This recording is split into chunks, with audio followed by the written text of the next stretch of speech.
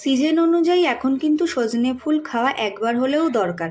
তো আজকে নিয়ে এসেছিলাম সজনে ফুল, ভাবলাম তোমাদের সাথে কখনো এই রেসিপিটা শেয়ার করিনি, তো আজকে করে দিচ্ছি। সজনে ফুলগুলো ভালো করে বেছে নিয়েছি, ডাঁটি ফাটি ফেলে দিয়ে ফুলগুলোকে।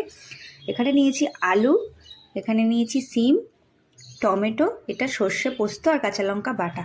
চলো তোমাদের সাথে শেয়ার করি সজনে ফুলের চচ্চড়ি। তো কড়াইতে তেল গরম হলে প্রথমেই দিয়ে দেবো কালো জিরে, এবার আলু, এবার দেব সিম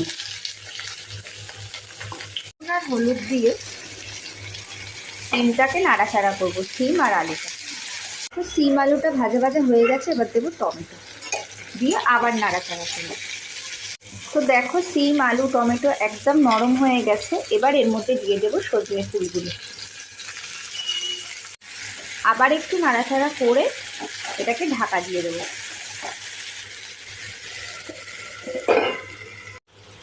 তো এবার একটু যখন শাকগুলো মানে ফুলগুলো একটু মজে গেছে, তখন আমি এই সর্ষে পোস্ত বাটাটা এর মধ্যে দিয়ে দিলাম।